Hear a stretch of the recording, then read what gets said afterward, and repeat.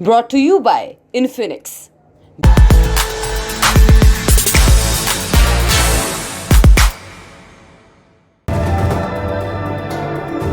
Brought to you by Infinix.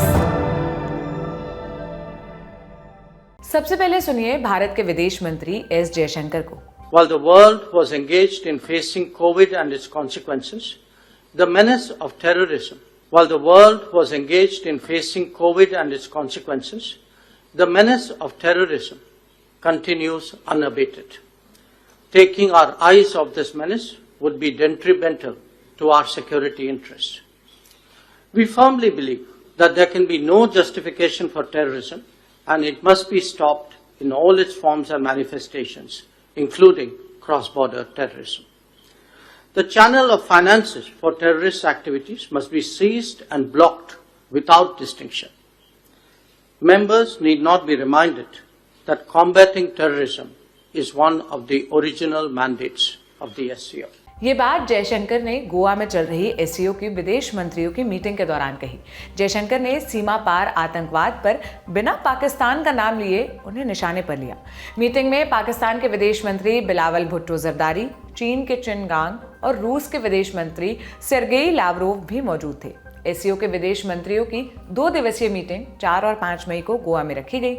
इस meeting में आतंकवाद, ऊर्जा सुरक्षा और उसकी आधिकारिक भाषा में अंग्रेजी जोड़ने जैसे मुद्दों पर गहन चर्चा हुई। तो आज के शो में जानेंगे इस मीटिंग में क्या क्या हुआ, भारत के कौन कौन से देशों के साथ द्विपक्षीय बैठक हुई और उसमें क्या निकल कर आया, भारत और पाकिस्तान के बीच द्विपक्षीय बैठक क्यों नहीं हो रही है, और एक्सपर्ट से समझेंगे एससीओ विदेश मंत्रियों की हुई इस मीटिंग का क्या हासिल रहा। नमस्ते, मेरा नाम सोनल है और आप देख रहे हैं ललन टॉप का अंतर्राष्ट्रीय प्रसंगों से जुड़ा रोजाना का कार्यक्रम दुनियादारी। सबसे पहले एकदम शॉर्ट में जान लीजिए कि एससीओ है क्या भला, ताकि आपको आगे की बातें आसानी से समझ आ सके। एससीओ 8 देशों का एक संगठन है जिसके सदस्य देश ऊर्जा, व्यापार, आतंकवाद जैसे मुद्दों पर हर साल एक दूसरे से मिलते हैं और इन समस्याओं के समाधान पर काम करते हैं। दुनिया की 40% से ज़्यादा आबादी एससीओ के देशों में रहती है। इन देशों की कुल जीडीपी पूरी दुनिया की कुल जीडीपी का 30% है। एक संस्था के तौर पर एससीओ को यूनाइटेड नेशंस में ऑब्जर्वर का दर्जा मिला हुआ है। इन सब के अलावा एससीओ के सदस्य देश आपस में मिलिट्री ड्रिल भी आयोजित करते रहते हैं। कैसे बना एससीओ? सोवियत संघ के विघटन के बाद कई नए देश अस्तित्व में आए। इसमें अक्सर सीमा को लेकर विवाद होते रहते थे। ऐसे में कोई हल निकालना जरूरी हो गया था, वरना सीमा विवाद के चलते युद्ध की संभावना बनी रहती। इसी के चलते 1996 में 5 देश आमने सामने आए और एक संगठन बनाया। इन देशों में चीन, रूस, किर्गिस्तान, तजाकिस्तान और कजाकिस्तान शामिल थे। इन देशों के नेता शंघाई में जमा हुए। उनके बीच 3 मुख्य बिंदुओं पर सहमति बनी। कौन से थे वो बिंदु? पहला बिंदु, सदस्य देश एक दूसरे पर भरोसा करेंगे। दूसरा, सदस्य देश सीमा पर तनाव को कम करेंगे। और तीसरा, सदस्य देश आपस में सहयोग बढ़ाएंगे। चूंकि यह बैठक चीन के शंघाई में हुई और इसमें 5 देशों ने हिस्सा लिया था, इसलिए इसको शंघाई 5 के नाम से जाना जाने लगा। शंघाई 5 में शामिल देश हर साल मिलने लगे। इसका उन्हें फायदा भी मिला। उनके बॉर्डर्स पर चल रहा तनाव समय के साथ कम होता गया। इसके बरक्स भारत की दुनिया इतनी शांत नहीं थी। जैसे जैसे 90 का दशक बीत रहा था, पूरी दुनिया में आतंकवाद की समस्या फैल रही थी। एशिया में इसका बड़ा केंद्र अफगानिस्तान था। अफगानिस्तान में तालिबान की सरकार थी। फिर आया साल 2001। जून महीने में शंघाई में सदस्य देशों के राष्ट्राध्यक्षों की बैठक हुई। इसमें तय हुआ कि संगठन का दायरा बढ़ाने की ज़रूरत आ चुकी है। तब शंघाई 5 में एक नए सदस्य की एंट्री हुई। ये था उज़्बेकिस्तान। अब कुल 6 सदस्य हो चुके थे। उस मीटिंग में 2 और बड़े बदलाव भी हुए। पहला, सदस्य देशों ने मिलकर शंघाई को ऑपरेशन ऑर्गेनाइजेशन एससीओ की स्थापना के दस्तावेज पर दस्तखत किए। इस तरह शंघाई 5 का नाम बदलकर एससीओ हो गया। दूसरी ये चीज़ हुई कि एससीओ का मकसद बदल दिया गया। शुरुआत में इसकी स्थापना आपस में चल रहे तनाव को कम करने के लिए की गई थी। 2001 में इसके मकसद में आतंकवाद, अलगाववाद और चरमपंथ को भी जोड़ दिया गया। तय हुआ कि एससीओ के सदस्य देश इन समस्याओं से लड़ने के लिए आपस में सहयोग करेंगे। फिर सितंबर 2001 में सदस्य देशों के प्रधानमंत्रियों की बैठक हुई। इसमें आर्थिक और व्यापारिक सहयोग बढ़ाने पर रजामंदी बनी। तब से हर साल सदस्य देशों के head of the state, head of the government और फॉरेन मिनिस्टर्स की अलग अलग बैठक आयोजित होती रही। एससीओ की मौजूदा स्थिति क्या है? फिलहाल इसमें कुल 8 सदस्य स्थायी सदस्य हैं। तजाकिस्तान, उज़्बेकिस्तान, किर्गिस्तान, कजाकिस्तान, रूस, चीन और भारत इस साल ईरान को एससीओ का स्थायी सदस्य बनाना तय माना जा रहा है और साथ ही बेलारूस की सदस्यता पर भी बात तेजी से हो चली है। अफगानिस्तान, मंगोलिया को ऑब्जर्वर स्टेट्स की कैटेगरी में रखा गया है, यानी ये देश भविष्य में एससीओ के परमानेंट मेंबर बन सकते हैं। ये तो हुआ इतिहास, अब आते हैं वर्तमान पर। फिलहाल एससीओ की प्रेसिडेंसी भारत को मिली हुई है। एससीओ समिट का आयोजन 3-4 जुलाई को भारत में किया जाएगा। अप्रैल 2023 में एससीओ देशों के रक्षा मंत्रियों की एक मीटिंग भारत में पहले ही हो चुकी है। फिलहाल जो मीटिंग गोवा में चल रही है वो एससीओ देशों के विदेश मंत्रियों की मीटिंग चल रही है। ये मीटिंग्स एससीओ समिट की तैयारी के लिए की जा रही है। गोवा में हुई विदेश मंत्रियों की मीटिंग में क्या क्या हुआ, अब ये जानते हैं। मीटिंग की तैयारियों को देखने जयशंकर एक दिन पहले माने 3 मई को गोवा पहुंच गए। 4 मई को इस मीटिंग की शुरुआत हुई। इस दिन जयशंकर ने विदेशी मेहमानों का स्वागत किया। उन्होंने मीटिंग की शुरुआत पर ट्वीट कर लिखा, मैं भारत की एससीओ अध्यक्षता के लिए एससीओ के महासचिव झांग मिंग का शुक्रिया अदा करता हूँ। भारत अपनी अध्यक्षता में एससीओ की सुरक्षा के लिए प्रतिबद्ध है। एससीओ का फोकस स्टार्टअप्स, ट्रेडिशनल मेडिटेशन, युवा सशक्तिकरण, बौद्ध विरासत और विज्ञान एवं प्रौद्योगिकी है। गोवा में होने वाली इस मीटिंग की सफलता की कामना करता हूँ। इसके बाद द्विपक्षीय बैठकों का दौरा शुरू हुआ। सबसे पहले भारत और चीन के बीच मीटिंग हुई।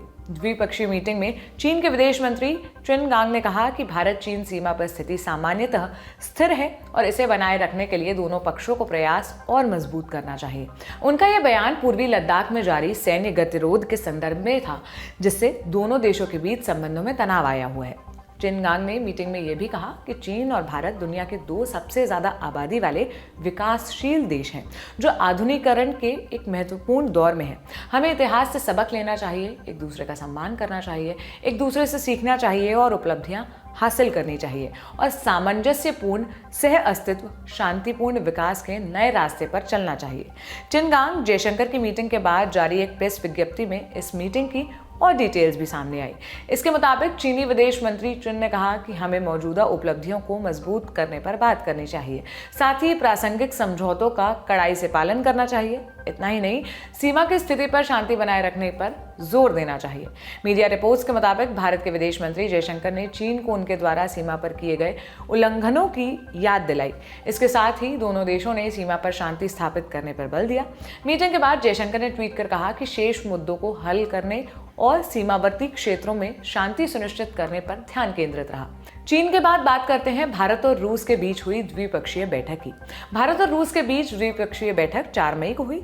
मीटिंग की शुरुआत एक लाइटर नोट से हुआ यूं कि रूस के विदेश मंत्री सर्गेई लावरोव उस दिन सुबह सुबह भारत आए, जिस पर जयशंकर ने उनसे पूछा कि आपने आराम तो किया है ना। इस पर लावरोव ने जवाब दिया कि आराम कर लिया, लेकिन ये बात किसी को बताइएगा मत। इसके बाद दोनों विदेश मंत्रियों ने यूक्रेन युद्ध की वजह से रूस के पश्चिमी देशों के साथ तल्ख होते रिश्तों पर बात की। मीटिंग के बाद जयशंकर ने ट्वीट कर लिखा, रूस के विदेश मंत्री सर्गेई लावरोव के साथ मुलाकात के दौरान हमने दोनों देशों के परस्पर सहयोग पर चर्चा की। एससीओ की अध्यक्षता के लिए हम रूस के समर्थन की सराहना करते हैं। इस मीटिंग में हमने G20 और ब्रिक्स से जुड़े मुद्दों पर भी चर्चा की। रूस और भारत के संबंध इन दिनों काफी दिलचस्प हो रहे हैं। एक तरफ भारत ने कई मंचों पर रूस यूक्रेन युद्ध का विरोध किया है, तो वहीं दूसरी तरफ भारत भारी मात्रा में रूस से कच्चा तेल खरीद रहा है, जिसे फिल्टर कर वो यूरोप को सप्लाई कर रहा है। रूस और चीन के तर्ज जयशंकर ने उज्बेकिस्तान और कजाकिस्तान के विदेश मंत्रियों के साथ द्विपक्षीय बैठक की। इस मीटिंग में पाकिस्तान सबसे ज्यादा चर्चा का केंद्र बना। 4 मई को पाकिस्तान के विदेश मंत्री बिलावल भुट्टो गोवा पहुंचे। उन्होंने कहा कि मुझे गोवा आकर बहुत अच्छा लग रहा है। मैं पाकिस्तान के डेलीगेशन को लीड कर रहा हूं। उम्मीद है कि विदेश मंत्रियों की बैठक कामयाब होगी। बिलावल 2014 में नवाज शरीफ के भारत दौरे के बाद भारत का दौरा करने वाले पहले बड़े राजनेता हैं। भारत और पाकिस्तान के संबंध लंबे समय से खराब चल रहे हैं, जैसा जग जाहिर है। 2019 के पुलवामा हमले में 40 भारतीय जवानों की मौत के बाद भारत की तरफ से बालाकोट पर कथित चरमपंथी कैंपों पर हमला किया गया था। अगस्त 2019 में मोदी सरकार के जम्मू कश्मीर से धारा 370 हटाने जाने के कदम का पाकिस्तान ने तीखा विरोध किया था और भारत से व्यापार बंद कर दिया था। दिसंबर 2022 में न्यूयॉर्क में बिलावल भुट्टो जरदारी ने प्रधानमंत्री नरेंद्र मोदी और गुजरात को लेकर विवादित टिप्पणी की, जिसका भारत ने कड़ा विरोध किया था। इस सबके बावजूद बिलावल का भारत आकर इस मीटिंग में शिरकत करना एक बड़ी घटना के रूप में देखा जा रहा है। अब तक भारत और पाकिस्तान के बीच कोई द्विपक्षीय बैठक की खबर नहीं आई है। इस बात की भनक शायद पाकिस्तान को भी होगी कि बिलावल और जयशंकर के बीच 1-to-1 मीटिंग होना मुश्किल है। इसके बावजूद उनका इस मीटिंग में शिरकत किस ओर इशारा करता है? ये सवाल किया हमने पाकिस्तान के पत्रकार हारुल रशीद से। सुनिए उन्होंने क्या कहा। आई थिंक ये बायलैटरल विजिट नहीं था और पाकिस्तानी सरकार ने जब फैसला किया कि इंडिया भेजना चाहिए तो I think it shows the importance of SCO for Pakistan. एक ज्यादा उभरता हुआ और मजबूत होता हुआ प्लेटफॉर्म है जिसे पाकिस्तान शायद मिस नहीं करना चाहता था इसकी इम्पोर्टेंस की वजह से और जो देश इसमें हैं उसकी वजह से। और आपको पता है कि रीजनल जो अलायंसेस हैं उसमें एक सार्क भी कभी हुआ करती थी, south Asian regional cooperation association, तो वो भी रिडंडेंट हुई है पाकिस्तान और इंडिया की वजह से। हालांकि उसमें भी यही था कि बायलैटरल इश्यूज पे बात नहीं होगी, लेकिन फिर भी वो उसके जो इजलास हैं हर साल होने चाहिए थे वो नहीं हुए और काफ़ी अरसे से वो तातुल का शिकार है, फ्रोजन है, उसमें कुछ मूवमेंट नहीं हो रही थी।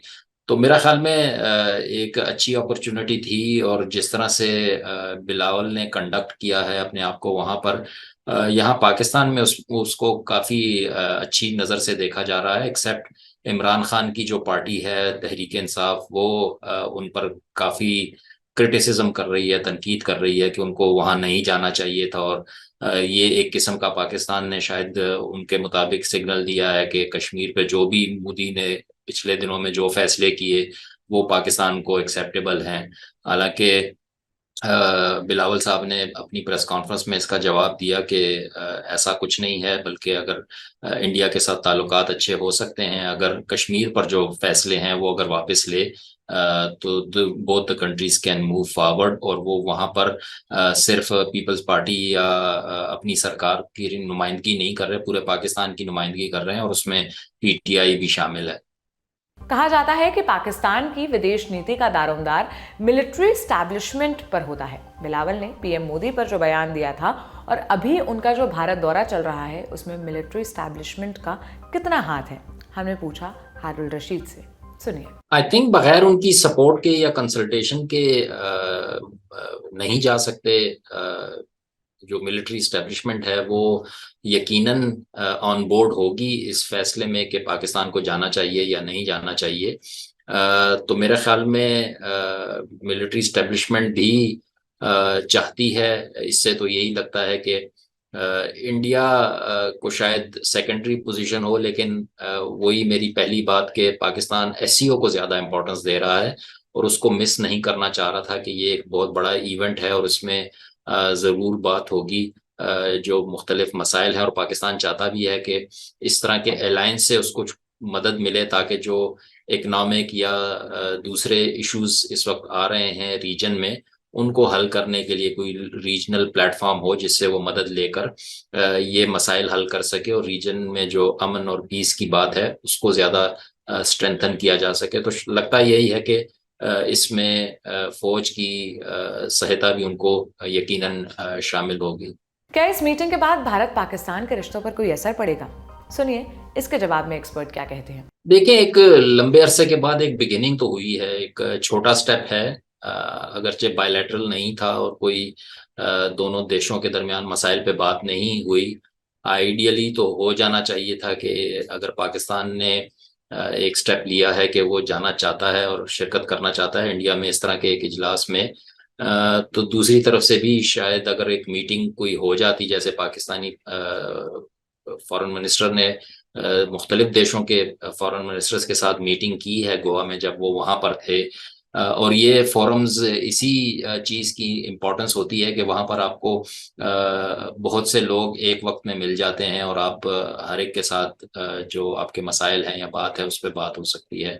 अनफॉर्चुनेटली इंडिया और पाकिस्तान की ये मीटिंग नहीं हो सकी, लेकिन एक स्टार्ट है। और लेकिन आई थिंक उसमें कुछ मुश्किलात भी हैं। पाकिस्तान में ये सरकार जो है कुछ दिनों की मेहमान है। इलेक्शंस होने हैं, अक्टूबर में होते हैं या उससे पहले होते हैं, अभी डेट कोई फाइनल नहीं है, लेकिन ये सरकार टेम्पररी है।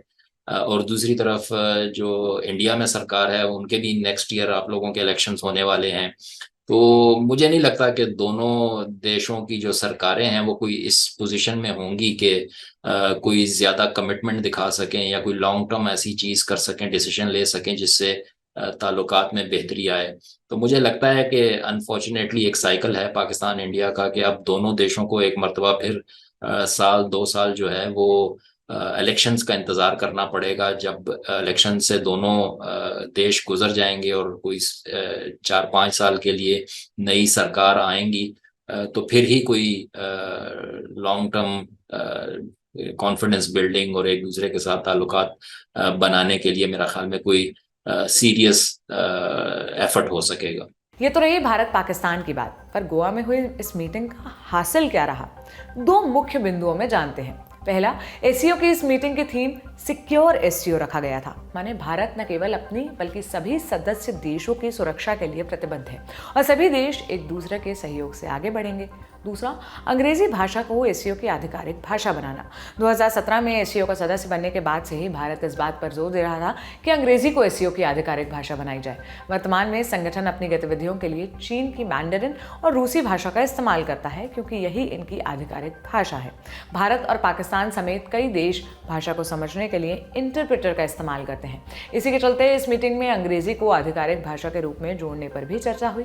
इसके अलावा मीटिंग में क्या हलचल हुई, पॉइंट्स में जान लेते हैं। मीटिंग में ईरान और बेलारूस की सदस्यता पर चर्चा की गई। माना जा रहा है कि अगर सभी सदस्यों ने हामी भर दी तो ईरान और बेलारूस इस साल के अंत तक एससीओ के मेंबर बन जाएंगे।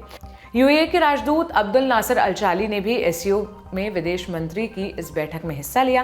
पाकिस्तान के विदेश मंत्री बिलावल भुट्टो ने प्रेस कॉन्फ्रेंस कर कहा कि भारत के साथ संबंध तब तक सामान्य नहीं हो सकते जब तक कि कश्मीर में अगस्त 2019 से पहले की स्थिति बहाल नहीं हो जाती। उन्होंने कहा कि कश्मीर में भारत ने 2019 में एक तरफा कार्रवाइयां की। इससे न केवल अंतर्राष्ट्रीय कानूनों बल्कि 2 देशों के बीच द्विपक्षीय संबंधों का उल्लंघन हुआ।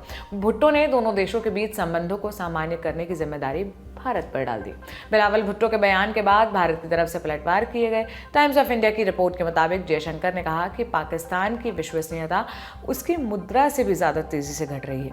पाकिस्तान के विदेश मंत्री आतंकवाद को बढ़ावा देने वाले, उसको सही ठहराने वाले और आतंकवाद उद्योग के प्रवक्ता हैं और यही पाकिस्तान का मुख्य आधार भी है। आप इस मुद्दे पर क्या सोचते हैं? अपनी राय कमेंट बॉक्स में जरूर शेयर करिएगा। दुनियादारी का ये एपिसोड यहीं पर समाप्त होता है। अब मुलाकात होगी सोमवार को एक नए एपिसोड के साथ। अपना खूब ख्याल रखिए। शुक्रिया।